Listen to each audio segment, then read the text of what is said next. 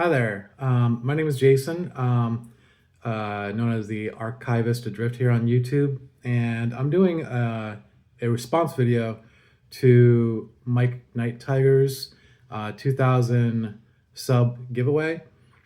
Never done anything like this before, but I thought it would be kind of cool to um, you know, create a video on this. I like the questions that he was asking, and I thought it might give me a chance to kind of go into why I'm collecting the type of comics I'm collecting. I have been collecting Golden Age for a few years now.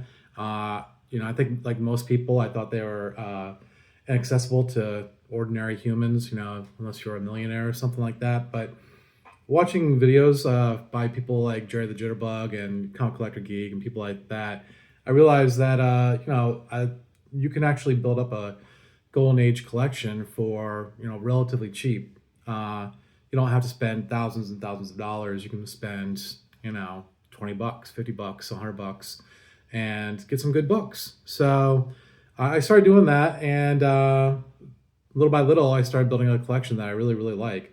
I have spent more money here and there, but for the most part, my collection is, relatively. I think most people could afford most of the books I ended up getting. Granted, I also looked for a lot of good deals as well where I could. Um, so why do I love collecting Golden Age? It mostly comes to my love for um, history, and in this case, we're talking about early to mid 20th century, specifically 1938 to 1955 or 56, 56, I guess, when the Comics Code came into being and DC started moving back into superhero comics. What I really like about comics from this period, you know, I'm also really into film, and this is also the golden age of cinema. And I love cinema for the same reason, where, you know, the comics from this period kind of give you a peek. I was born in 75, so this is all happened way before I was born. And, you can talk to your parents and whatnot, but, you know, looking at the art from this era, the popular media of this era, it gives you an idea of what people looked like, what they were, how they dressed, the kind of cars they drove. It got you into their mind states, what kind of fears they had, what kind of what fascinated them, and kind of also gives you a prism into how people saw the past as well as what they thought the future was going to be like. And so Golden Age comics really gives you an insight to all these things. And I thought that I think that's really neat. So I guess this kind of goes into the another one of the questions. What is your favorite collecting era and favorite publisher?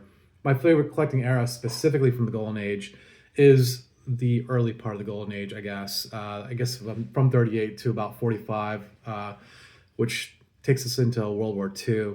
And I really like this era of comics because comics are still kind of crude, and we really see their roots in pulp magazines. This is the era of comics where we're still talking about like detectives and sci-fi and mystery, and it doesn't get into the kind of campy stuff that we see after the war. So I really like comics from this era because of that. Also, I love how crudely drawn and crudely kind of presented and put together they are. They still haven't quite found their footing yet, and I think that's really fascinating.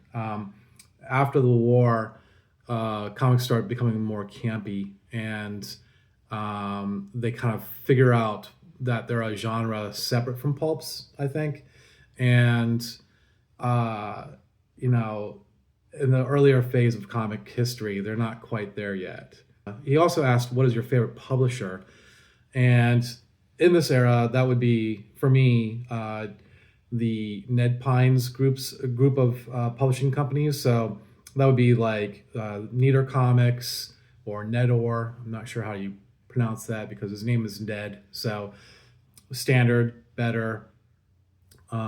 These are all essentially the same company, kind of like how Marvel initially called themselves Timely, and then Atlas, and DC had National in America. And the reason why I like Needor Comics is because they're affordable. They're well, relatively affordable, um, and that's great for me because I might not be able to afford um, a Timely cover with great art by Alex Schomburg, but I can get an Alex Schomburg cover on a Needor comic, so for relatively cheap.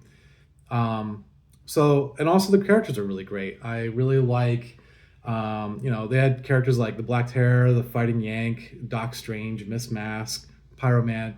These are all characters who really unique looking. I think their lineup was just as unique as anything coming out of DC and Marvel, and maybe more so. I mean, take Pyro Man for instance. This is a character who looks like someone who kind of like stepped out of the Golden Age or out of the Silver Age.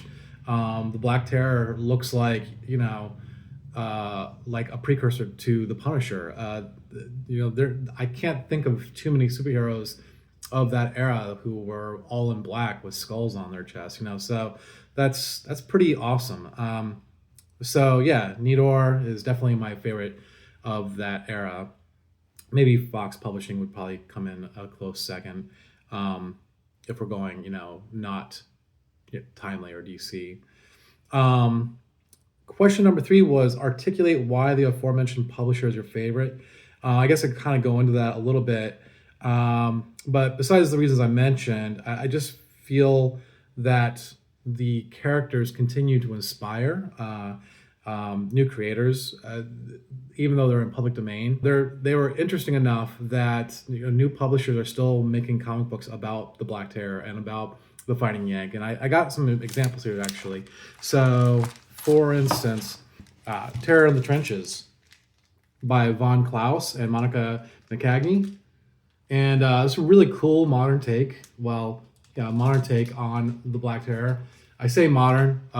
He fights in World War II in this, but and then again after that as well.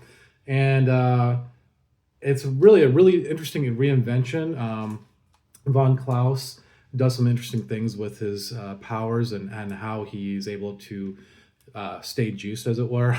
And the artwork is really neat. It's got sort of I want to say kind of more of a cartoony style, maybe slightly anime-ish. Yeah, it's a really cool book. Another modern creator or relatively modern creator is Antarctic Press. They are still doing things like exciting comics. Here we have the Black Terror, and he's surrounded, if you can see, I'm not sure if you can make that out, but by Needor Comics from the 40s, and that's awesome.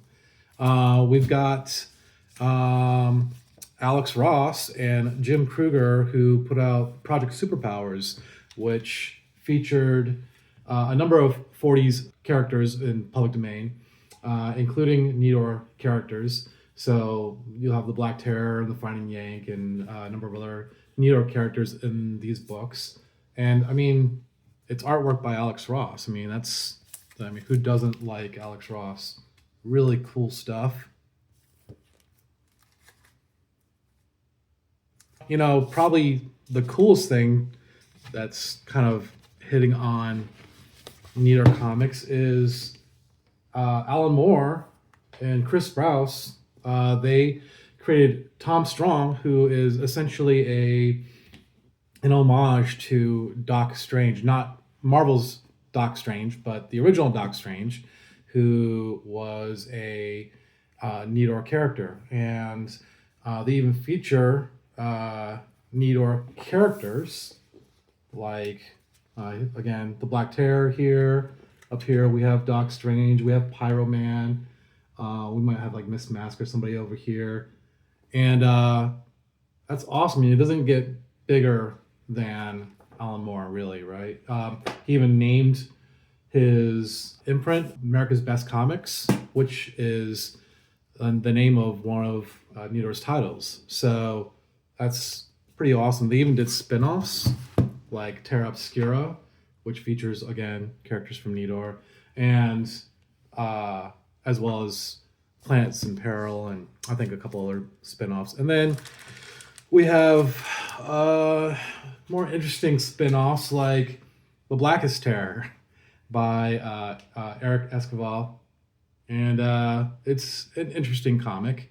But again, Nidor continues to inspire modern creators, and I really think had they been able to survive the end of superheroes in the 50s and come back in the 60s, I think they would have rivaled some of the best that was going on in the 60s. I think they could have been a powerhouse compared to DC and Marvel. And instead of maybe seeing,